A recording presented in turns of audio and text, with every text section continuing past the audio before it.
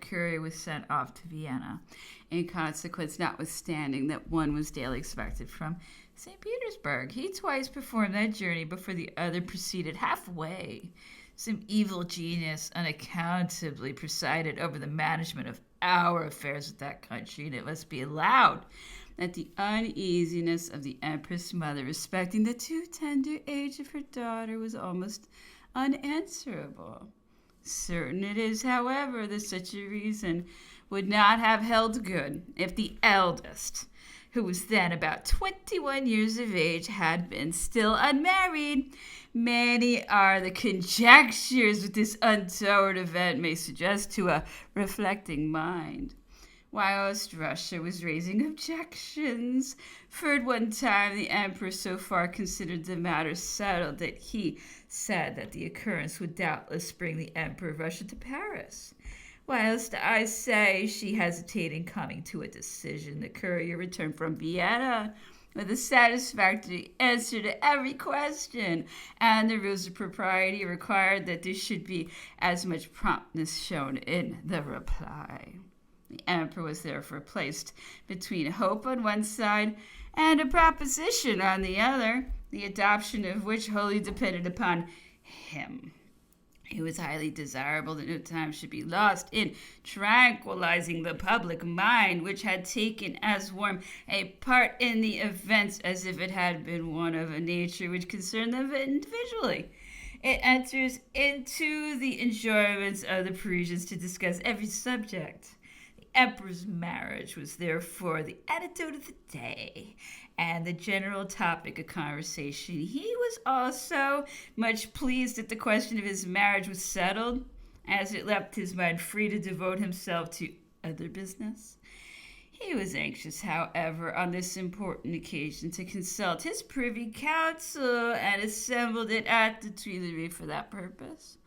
Amongst the members present were the King of Naples, one of the most energetic opponents of the alliance with Austria, the Arch-Chancellor, the Arch-Treasurer, Mr. de Talleyrand, and the Ministers of State, including Mr. Fouché. The real state of the question was laid before them. It was represented that Russia, without giving an absolute refusal, alleged grounds for delay, which were perhaps intended as a cloak to conceal projects, such perhaps as political views wholly unconnected with the case under discussion. Austria, on the other hand, was anxious for an immediate alliance and met the subject without evasion. It was the emperor's wish to take the opinion of everyone about him.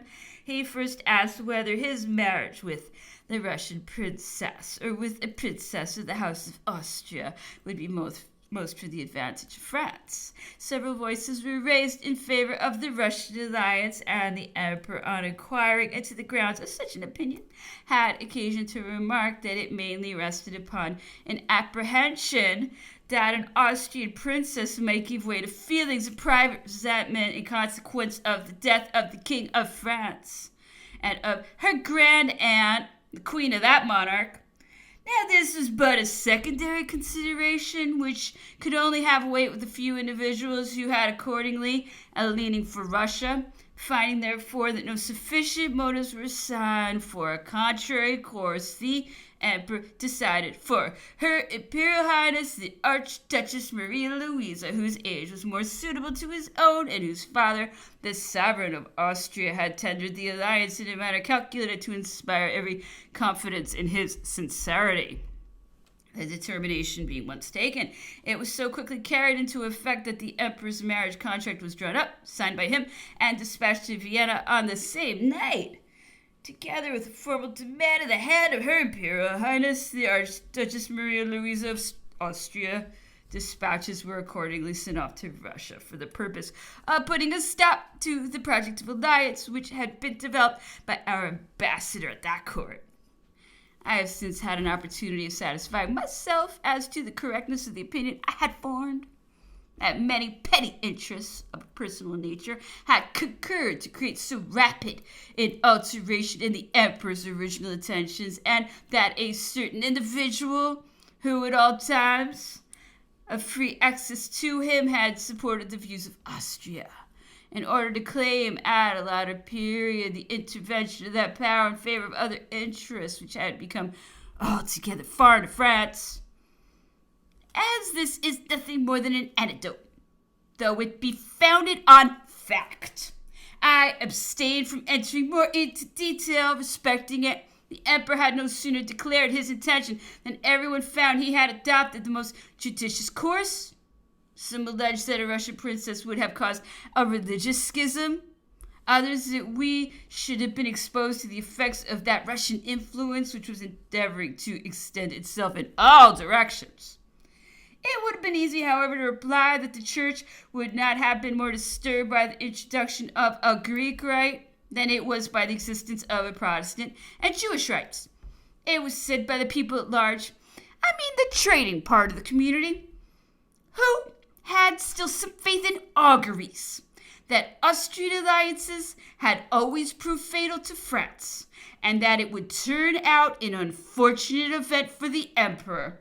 Many other superstitious predictions were also made, which, by an unhappy fatality, were doomed to be partly realized at a future period. Chapter 21. At this important period in the life of the emperor conceived the idea of connecting with the names of his oldest companions in arms, and by thus proclaiming them in the face of all France, he gave them a public testimony of his friendly feelings far exceeding any other act of kindness he could have bestowed. He sent the Prince of Neuchâtel to solicit the hand of the Archduchess Maria Louisa, and transmitted to the Archduke Charles a power to espouse her in his name. Having for General Lauriston formerly his aide-de-camp and affection which was of long standing, he commissioned him to proceed to Vienna and accompany the Empress to Paris as the captain of his bodyguard. With the view of honoring the memory of Marshal Lannes, Duke of Montebello, he appointed his widow to be a lady of honor to the new empress, finding it impossible to bestow upon her a more signal proof of his esteem, for she had not yet at that time any claim to entitle her to a situation which was to place her all at once at the head of the highest society. He sent his sister, the Queen of Naples, as far as Braunau, with 4 ladies of honor to meet the empress. We had then in Braunau the court of Marshal Davout, who was completing the measure of evacuating Austria.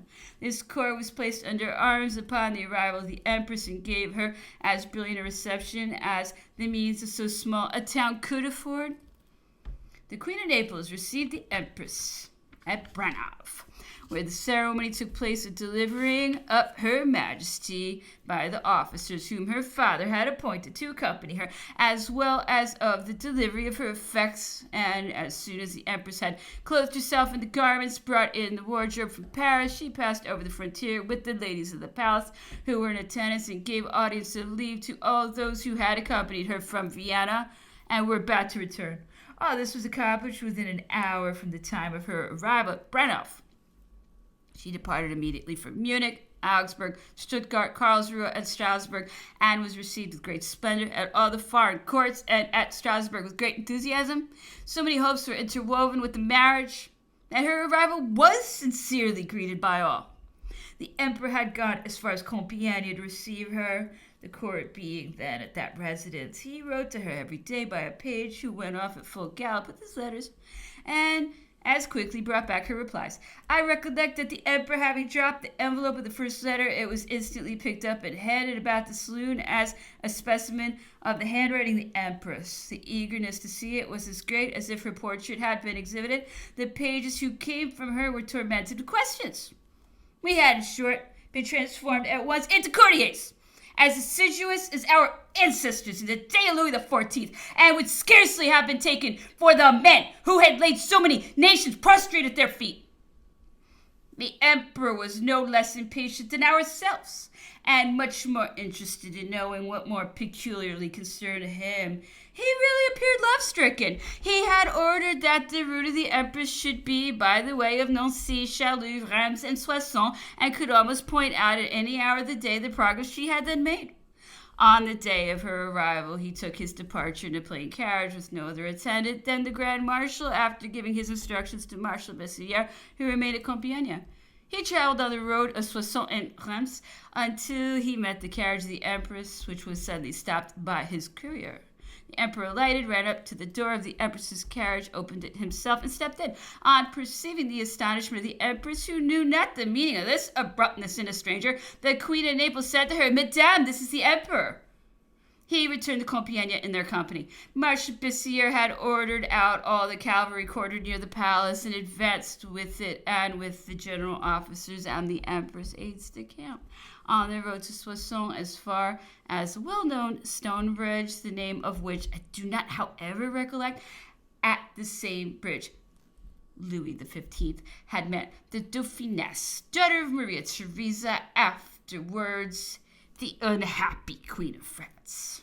The Empress did not arrive until night, and we were drenched by the rain whilst waiting for her. There was fortunately no use in endeavoring to get a sight of her, for we should certainly have been trodden under the horses' feet in the attempt. People of Compiègne had succeeded in making their way to the porch of the palace, where they ranged themselves in a double line. The Empress, on her arrival, was received at the foot of the principal staircase by the mother and family of the Emperor, the whole court, the ministers, and several personages of the highest rank. It is superfluous to name the person who attracted the attention of everyone from the moment the carriage door was open until the entrance into the apartments, and intoxication and joy beamed in every countenance.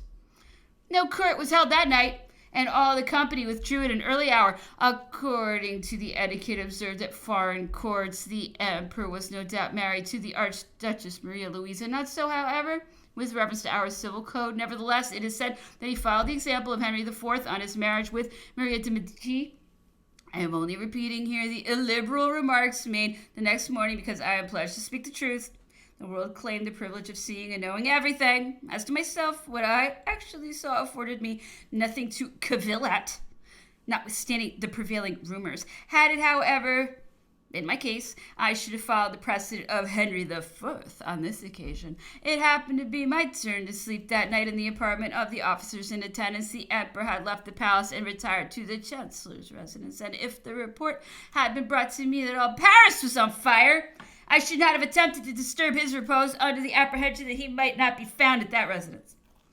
The next was a very fatiguing day for the young sovereign, because presentations were made of persons wholly unknown to her, by individuals with whom she was not much more acquainted. The Emperor himself presented to her his aides-de-camp, who felt highly gratified at this condescending mark of his regard. The lady of honor presented the ladies of the palace and others who were to form her retinue. The Emperor proceeded with the Empress to St. Cloud on the day after the public presentation, the attendants of both households following them in separate carriages. They did not pass through Paris, but took the road to Saint-Denis, the Bois de Boulogne, and St. Cloud. All the authorities of Paris had repaired to the boundary of the Department of the Seine in the direction of Compiègne, and were followed by a great part of the population, who gave themselves up to the joy and enthusiasm which the occasion naturally created. An immense crowd had collected at St. Cloud to greet her arrival. First, the princesses of the imperial family, amongst whom were the Vice Queen of Italy, who was then making her first appearance in Paris, the Princess of Baden, the dignitaries, the marshals of France, the senators, and the councillors of state. It was broad daylight when the imperial retinue reached St. Cloud. The ceremony of the civil marriage did not take place till 2 days afterwards in the gallery of the Palace of St. Cloud. A platform was raised at the extremity of the gallery with a table and armchairs upon it for the imperial couple, as well as chairs and stools for the princes and princesses of his family. None were present at the ceremony except the persons attached to the respective courts. When all the preliminary arrangements having gone through, the cortege moved forward from the apartments of the Empress, and crossing the grand apartments in the saloon of Hercules, entered the gallery, where it was arranged on the platform in the order laid down by the rules of etiquette. The place of everyone had been determined beforehand, so that in an instant the utmost order and silence pervaded the assembly. The arch-chancellor stood near a table with a rich velvet covering over it, upon which was a register held by Count Regnault de Saint-Jean d'Angely, the secretary of the imperial family's household. After taking the emperor's orders, the prince arch-chancellor put the following question to him in a loud voice. Sire, is it your majesty's intention to take for your lawful wife, her imperial highness, the Archduchess Maria Louisa of Austria, here present? Yes, sir, was the emperor's answer. The arch-chancellor then addressed the empress. Madame, he said, does your imperial highness of your own free consent take the Emperor Napoleon here present for your lawful husband? Yes, sir, she replied. The arch-chancellor proceeded then to declare, in the name of the law and of the institutions of the empire, that His Majesty the Emperor Napoleon and her Imperial Highness the Archduchess Maria Louisa of Austria were duly united in marriage. Count Régnant de Saint-Jean d'Angely presented the act for signature, first to the emperor, afterwards to the empress, and lastly to all the members of the family, as well as to the different personages whose official ranks entitled them to this honorable privilege. When the ceremony was over, the cortege returned to the apartments in the same order as before. Everyone reserved his eager curiosity for the next morning. None, in fact, were prepared to witness the imposing sight which was exhibited to the view of a million Frenchmen. It requires no stretch of imagination to form a correct idea of the reality, for there can be no exaggeration in picturing the pomp, splendor, and brilliancy so profusely displayed on that day of general rejoicing. Chapter 22. So much splendor had never been displayed by any court, and although I am speaking as it were in the presence of many contemporaries who will probably read these memoirs, I cannot resist calling back to the minds of those who will feel pleasure in the recollection the details of an event in which all were eager to participate, and which none could have suspected to be so near a single catastrophe. The imperial couple left St. Cloud in a carriage drawn by 8 cream-colored horses, preceded by an empty carriage drawn by 8 gray horses, which was intended for the empress. 30 other carriages with a ground of gold and drawn by superb horses completed the cortege. These were filled with the ladies and officers of the household, and by those whose employments gave them the privilege of being admitted to the imperial presence. The train left St. Cloud between 8 and 9 o'clock in the morning, and was escorted by the whole of the cavalry. It passed through the Bois de Boulogne, the Gate of Maillot, the Champs-Élysées, the Place de la Révolution, to the Garden of the Tuileries, where all the carriages passed under the peristyle and stopped to enable the company to descend and enter the palace. From the iron railing of the court of the palace of St. Cloud, both sides of the road were lined with so dense a mass of people that the population of the adjacent country must have flocked to St. Cloud and Paris on the occasion. The crowd increased on approaching Paris from the barrier of the palace of the Tuileries. It baffled all calculation. Orchestras were placed at stated distances along the Champs-Élysées and played a variety of airs. France appeared to revel in a delight bordering upon frenzy. Many were the protestations of fidelity and attachment made to the emperor, and whosoever had ventured to predict at that time what has since come to pass would have been scouted as a madman. When all the carriages had arrived, the cortege resumed its order of etiquette in the Gallery of Diana at the Tuileries and proceeded through a passage expressly constructed for the occasion, and terminating at the Gallery of the Museum, which entered by the door near the Pavilion of Flora. Here began a new spectacle. Both sides of the immense gallery were lined from one end to the other with a triple row of Parisian ladies of the middling class. Nothing could be compared to the variegated scene presented by that assemblage of ladies of all conditions, whose youthful bloom shone forth more dazzling than their elegant attire. The balustrade extended along both sides of the gallery in order to prevent anyone from passing beyond a certain line, and the middle of the fine edifice was thus free and unobstructed, so as to admit of a passage for the cortege, which moved along and afforded a feast to the eyes as far as the very altar. The vast saloon at the end of the gallery, where the exhibition of paintings generally took place, had been converted into a chapel. Its circuit was lined by a triple row of splendidly ornamented boxes filled with the most elegant and distinguished ladies then in Paris. The Grand Master of the ceremonies assigned to the persons composing the cortege their proper places as they arrived in the chapel.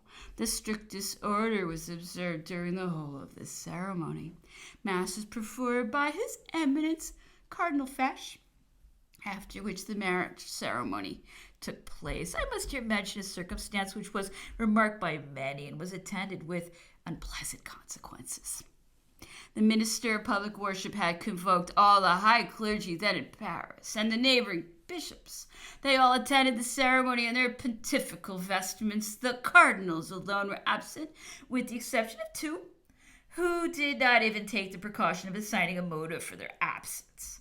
This will presently be explained. Nevertheless, the marriage ceremony was performed. The cortege returned in the same order to the palace of the Tuileries, where the emperor remained a few days for the purpose of receiving the congratulations of the public authorities and administrative bodies. He had not forgotten the insulting conduct of the cardinals. He first blamed the minister of police for not having ascertained their intention and prevented their carrying it into effect. The cardinals, however, did not escape punishment. He began by banishing them from Paris and afterwards ordered them off in different directions to a distance of at least 50 leagues from the capital. Those cardinals had been in Paris ever since the Pope had been removed to Savona, the emperor being anxious to attend to ecclesiastical affairs at his first leisure moment, had ordered the Sacred College to join him. The marriage took place before he could give his attention to these affairs, and the prelates availed themselves of this opportunity to show the ill will which they bore him. Whilst in Paris, they were under the direction of the minister of public worship, who had taken care to invite each of them separately and by letter to repair to the chapel of the Tuileries on the day of the emperor's marriage. And their angry deportment might have seriously injured the moral effect produced by that important event, if the good sense of the people at large had not been proof against the passions of the emperor's enemies, who, not daring openly to approve of the conduct of the high dignitaries of the church, did not fail to spread the report that the Pope had forbidden their assisting at the marriage. At any other time, such conduct would have created an emotion of pity or contempt, but as there were many pious souls in France upon whom it might produce some ill effect, it was thought proper to mark it by an act of public severity. The emperor would not have been justified in acting otherwise. He was bound to deal severely towards men who, in the very palace of the government, came to tell the wife of the chief of the state that she could not be lawfully united in marriage with him, to whom she was wedded with the consent of her family and in the face of the country and of all Europe. This was tantamount to telling her, "You cannot be the lawful wife of the emperor. See whether you will consent to be his concubine." Their conduct could admit of no other interpretation, and this was the cause of the displeasure of the emperor, who showed himself on the occasion far too considerate towards those senseless men, who, forgetting the sanctity of their ministry, availed themselves of it to cast a reflection upon a young princess, whom it was so important to hold up in all her virgin innocence to a people whose attention was fixed upon her movements. What motive could they allege for such a proceeding? That the emperor was married, that the Pope had not authorized his divorce. An act was given in by the ecclesiastical court of Paris, which cleared up all doubts. I have already said that the emperor had not been married to the Empress Josephine in the eyes of the church. The church had therefore nothing to do with his divorce. He was married according to the civil laws. Now these laws provided for a case of divorce, and nothing had been done in opposition to them. According to the dogma of these disturbers of public tranquility, the emperor's first wife ought rather to have been viewed as a concubine than the wife whom he married before the church. This, however, was not the motive which led them to the commission of so becoming an act. It was to be found in the decree of excommunication, and if this was really the case, the emperor would have been highly blamable in not ordering into confinement those agitators who only came to France for the purpose of preaching disobedience and creating a schism in the church. For the consequence of this must sooner or later have been that the parish priests would have been bound to preach a crusade against him. No sovereign would have failed to take a signal revenge of conduct like this. And if he did not punish it as it deserved, his was the forbearance of a strong mind, proof against such petty vexations. It was, however, a powerful weapon in his hands on replying to the arguments urged upon him when he wished some months afterwards to settle the affairs of the clergy. I shall soon dwell upon this subject. A few days later, after the grand ceremonies consequent upon the marriage, the emperor returned with the empress to Compiègne.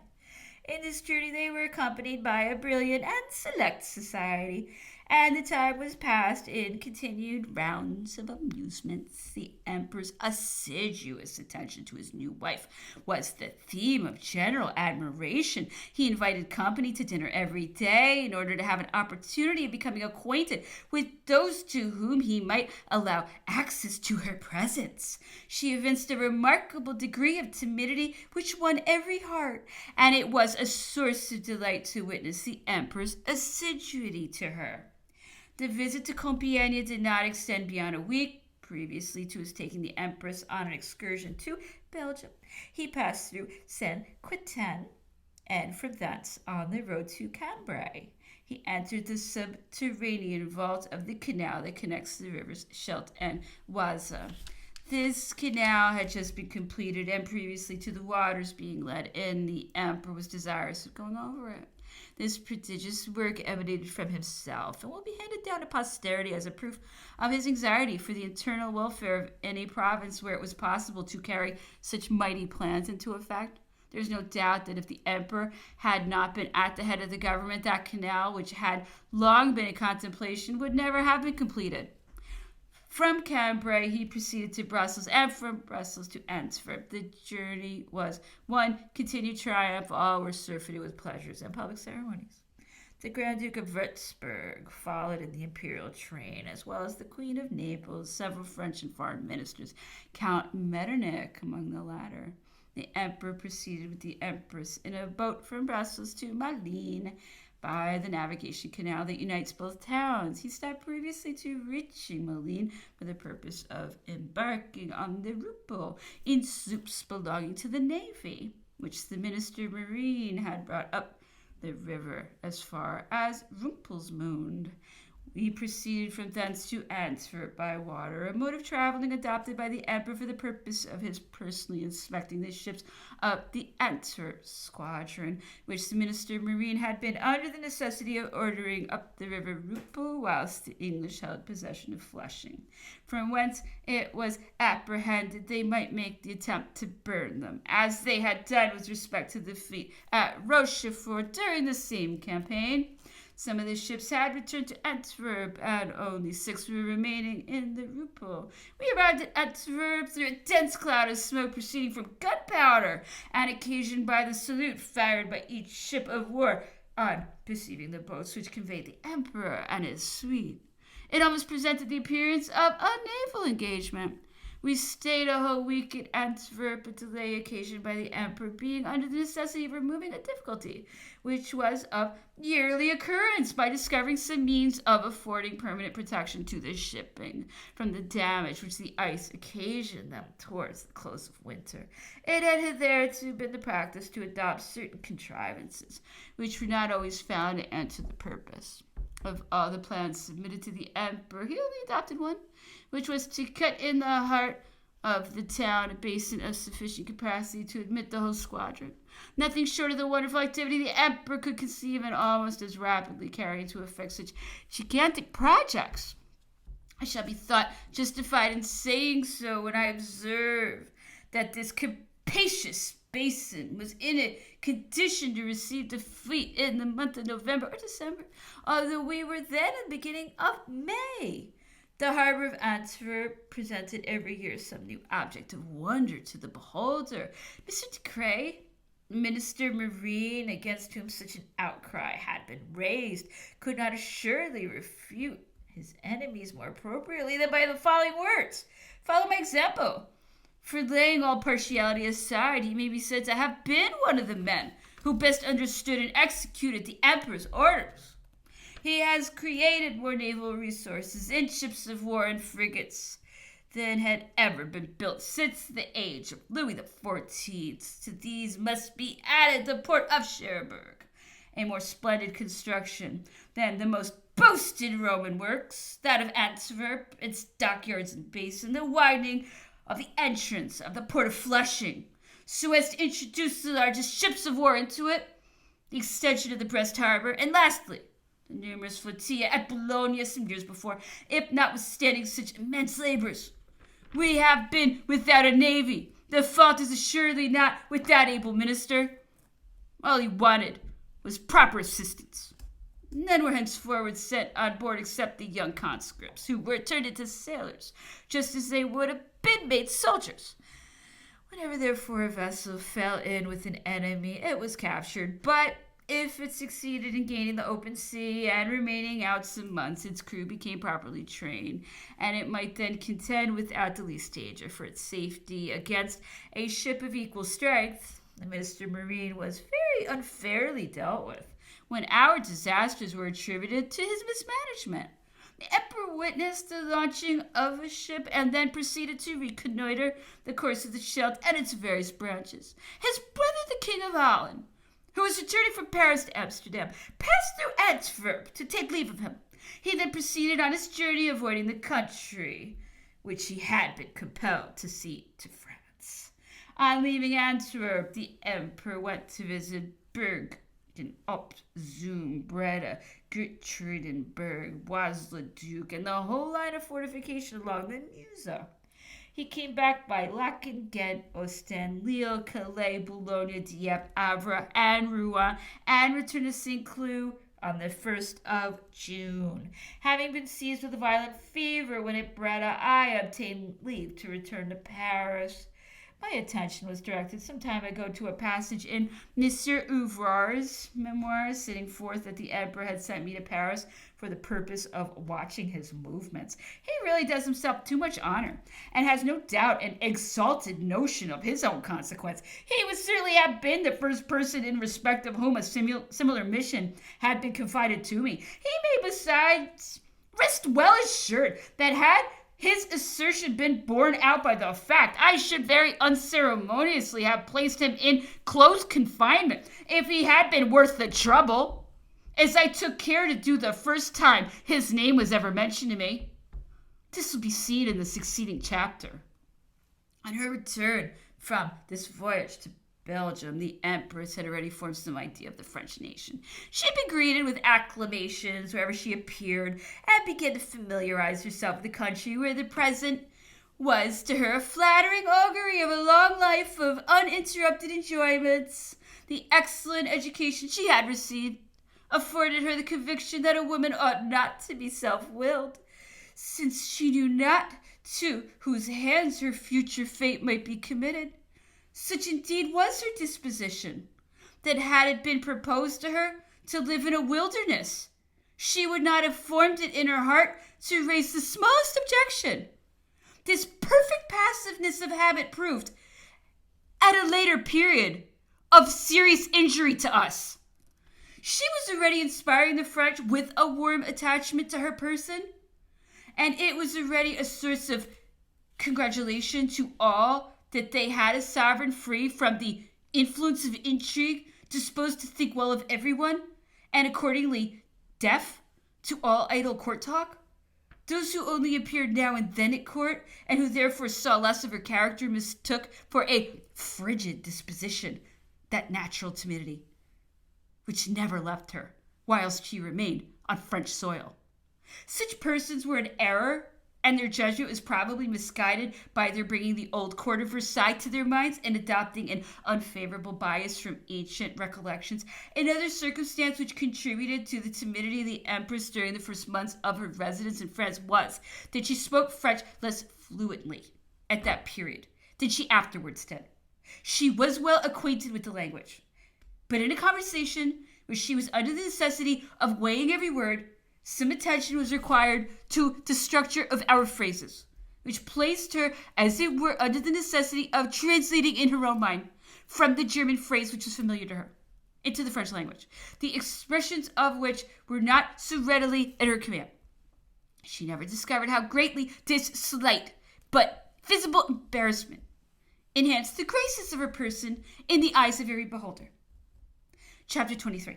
The emperor had scarcely been a week at St. Cloud on his return from his late excursion when a change took place in the administration. He had been told that the minister of police was negotiating with England, and that Sir Savary, who was only supposed to have been in Holland, had gone over to London and brought back letters for the Duke of Otranto.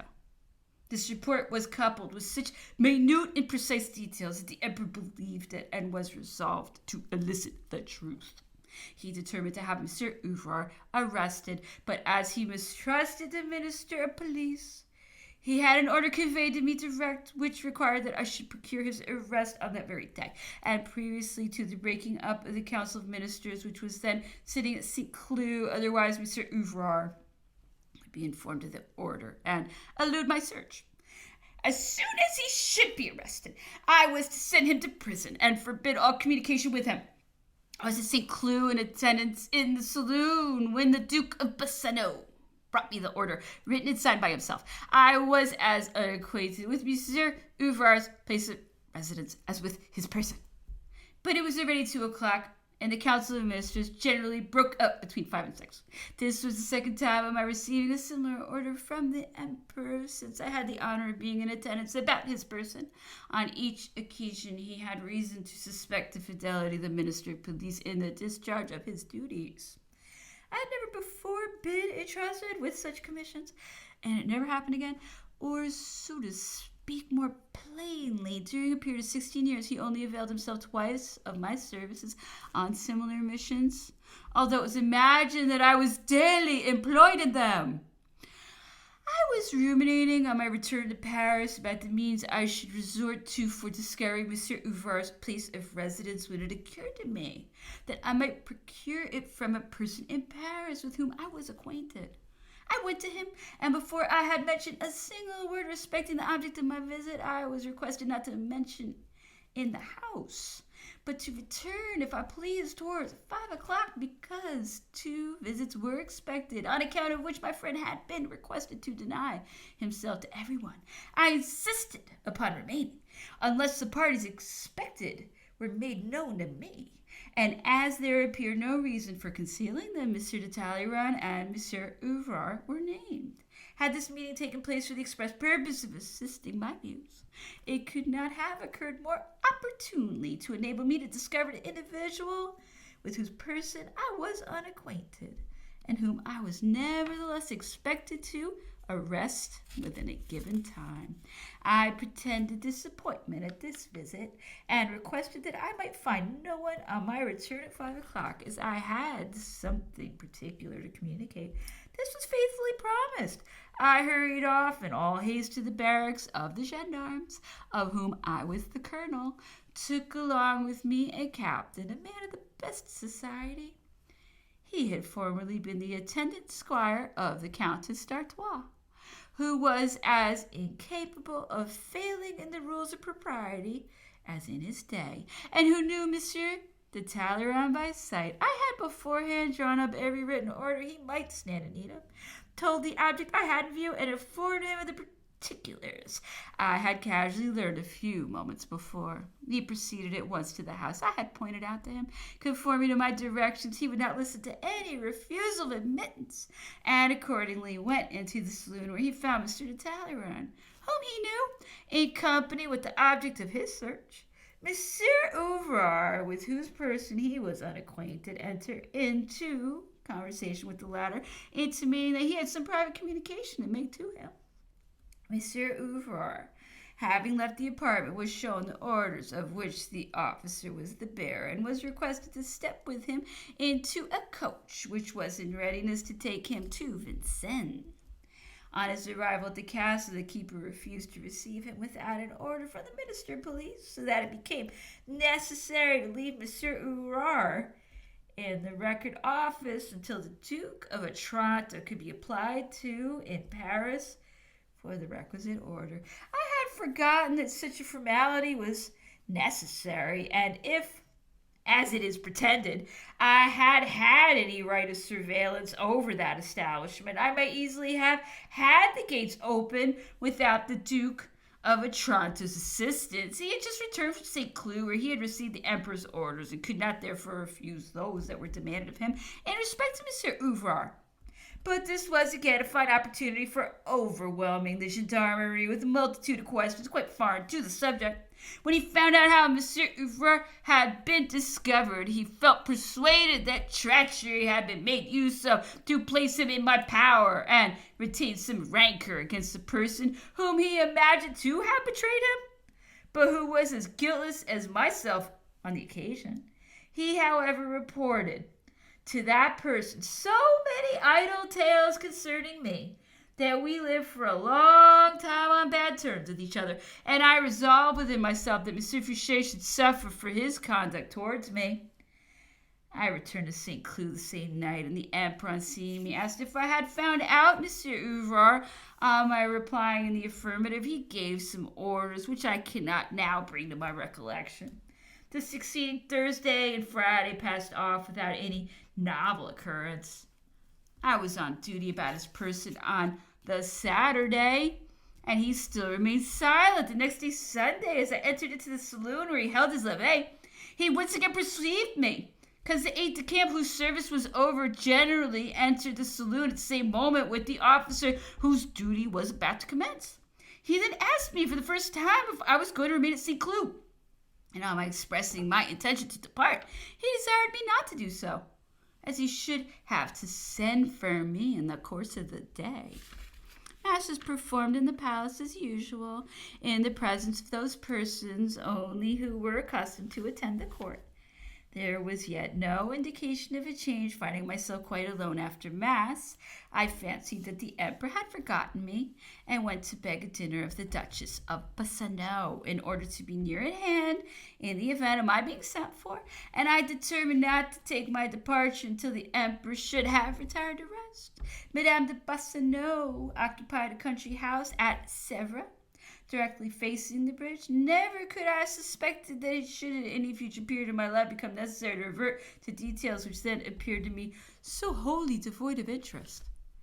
As I was waiting at the Duchess of Bassano's until her husband should return to dinner, we saw him arriving from Paris with Count de S, a senator, in the same carriage with him. It was such a usual practice for the Duke of Bassano to bring back portfolios in his carriage that I paid no attention to the circumstances that the portfolio of the Minister of Police was of the number, but I took particular notice that a packet belonging to Count de S, containing a senator's dress complete, was also brought out of the carriage, besides a sword and a hat and plumes. Having seen this senator at Mass in the morning, I was at a loss to explain to myself how he could have returned to Paris and so quickly made his reappearance at St. Cloud. On my asking the cause of this, he replied that he had visits to pay to some old dowagers at Versailles, and only waited for his carriage to proceed on his journey. The Duke of Bassano had some reports to make to the emperor before dinner, and being therefore under the necessity of waiting for his return, I went to take a walk in the park with Monsieur de S, who told me that the administration of the police had been taken out of Monsieur Fouché's hands, and that the Duke of Bassano had just gone to deliver to the emperor the portfolio of that department. I then began to account to myself for the return of the senator with the packet, sword, and hat, and was accordingly paying him my compliments, which he declined, with an assurance that he would not accept of any employment. Whilst walking together, we were overtaken by one of the emperor's grooms on horseback, who led a second horse by the bridle, and came for me in all haste. I had silk stockings on, and was in a very unsuitable dress for riding. As, however, the groom was in a hurry to return with me, I took it into my head to borrow a pair of boots belonging to Monsieur de Bassano, which I drew over my silk stockings and put my shoes in my pocket. My friends were very far from suspecting what was going to happen, and joined me in a hearty laugh at my singular garb. I started for St. Cloud at full gallop, and hurried on my shoes in the hall. Previously to entering the state apartments, the emperor was growing impatient of my absence, and was about to step into his carriage and take his accustomed drive with the empress. When my name was announced, I was immediately ushered in, and the arch-chancellor withdrew, though already informed of everything. "Well, Savary," said the emperor, smiling, "we have some strange work on hand." I'm going to appoint you Minister of Police. Have you the courage to undertake the duties of that office?" I replied that I felt resolution enough to devote my whole life to his service, but that such a business was quite foreign to my pursuits, upon which he remarked that everything was to be learned in time. He then ordered the Arch-Chancellor and the Duke of Bassano into his presence. The latter showed me the form of the oath, which I immediately took, and can safely assert that I have never violated it.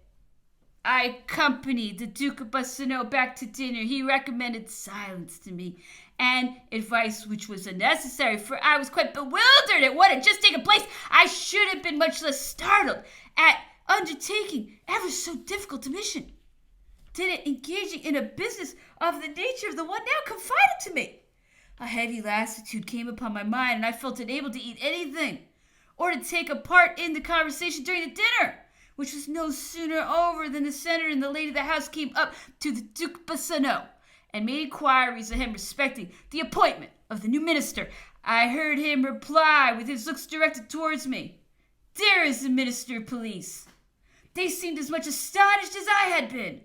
The senator gave up his intended visits to the dowagers at Versailles and took his packet back to Paris. The Duke of Bassano and I proceeded to Paris together in order that he might place the hotel of the Minister of Police at my disposal. I did not reach home until very late hour, and felt not the least inclination to sleep, being unable to reconcile myself to the idea of exchanging my profession for duties at which I actually recoiled. When this appointment was made known to the next day's Moniteur, no one would give credit to it. Had the emperor nominated to those functions the ambassador of Persia, then in Paris, the circumstance would not have created greater apprehension. I was deeply mortified at perceiving the unfavorable impression produced on the public mind by the appointment of a general officer to the Ministry of Police, and had I not felt myself strong in the consciousness of rectitude, I never could have had the courage which was so necessary for bearing up against the illiberal remarks of which I was the subject. I was a cause of terror to all. Everyone was making preparations for leaving Paris. Nothing was spoken of but exiles, imprisonments, and measures of still greater severity, and I verily believe that the report of the plague on some point of the coast could not have occasioned a greater dread than my nomination to this department. In the army, where the nature of its duties was little understood, the event created the less astonishment, as it was the general opinion that I already exercised some control over the Ministry of Police. I can, however, declare upon my honor that until this appointment I was never entrusted by the emperor with any mission in any way connected with it, except on the 2 occasions I have already noticed. The individuals who spread this report amongst the troops were the very men who, as is naturally the case on such occasions, were foremost in denouncing their companions whenever an opportunity was afforded them of doing so. By throwing the suspicion upon me, they succeeded in screening themselves. Their reports are all known to me. I have hitherto respected the secret which affected them, and not myself, but a spirit of moderation should not be mistaken for a want of recollection. Until the period of my initiation into the higher functions of administration, I had neither considered the world nor state matters in the light in which I was afterwards compelled to view them. This change of scene placed me under the necessity of dismissing from my mind what had hitherto engaged it, and affixing it upon the new elements which were about to engross my whole attention. I had flattered myself that my predecessor would leave me some documents calculated to guide my first steps in this new career.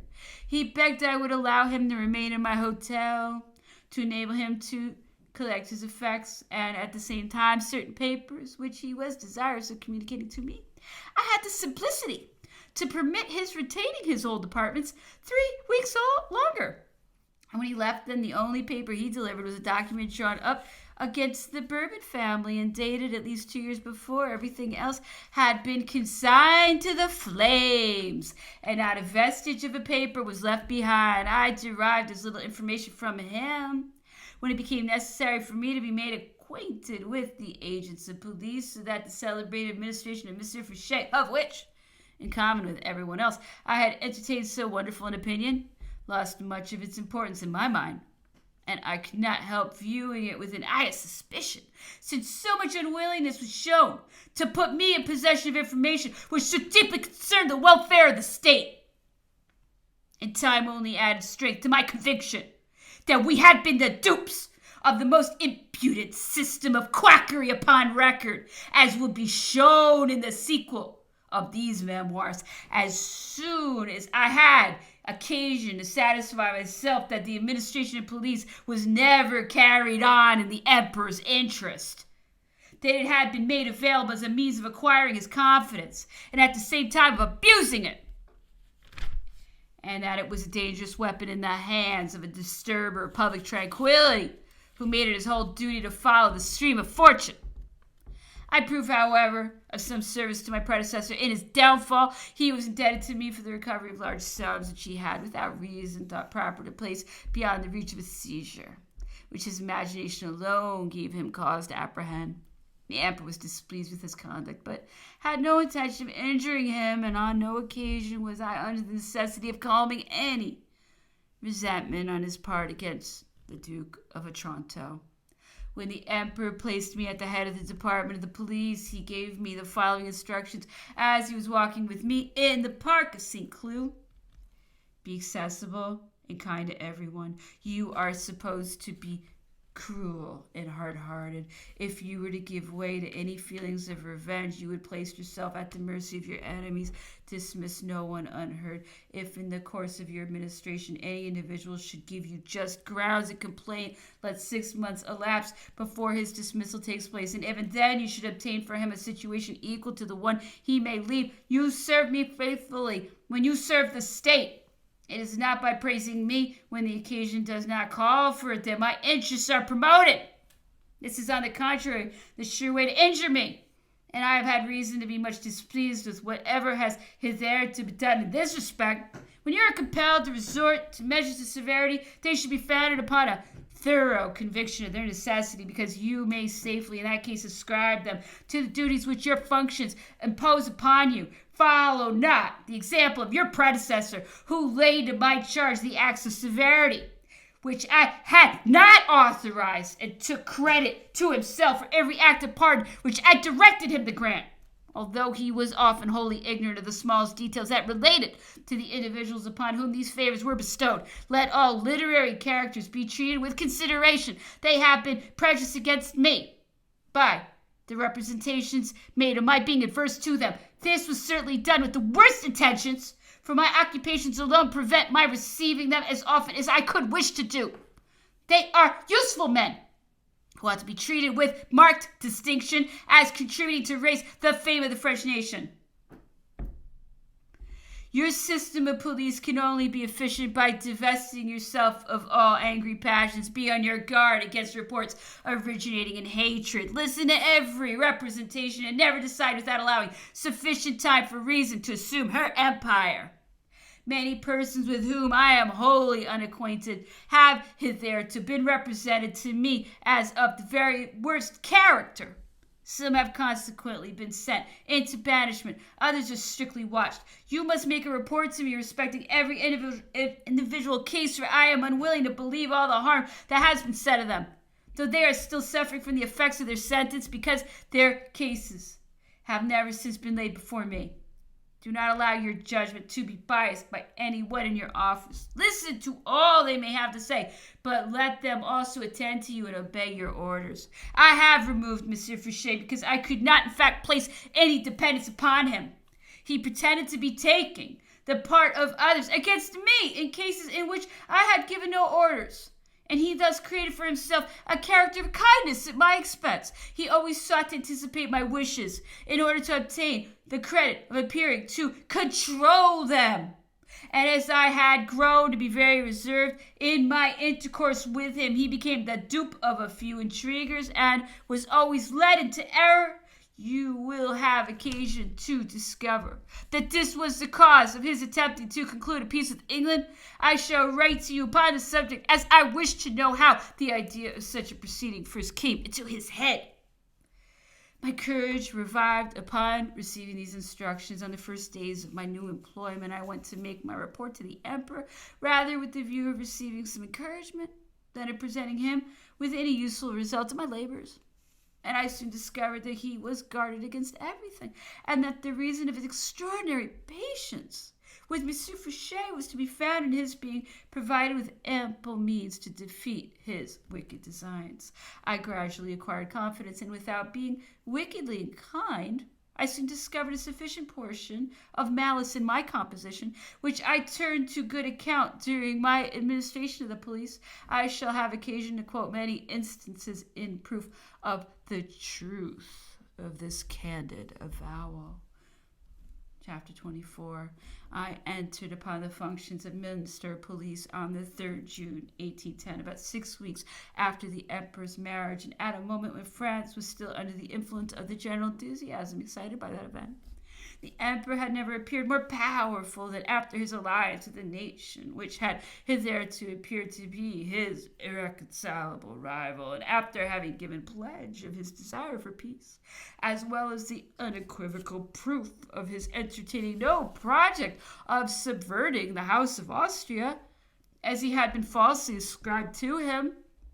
The conjectures and hopes of all France are directed to the flattering dreams of undisturbed repose.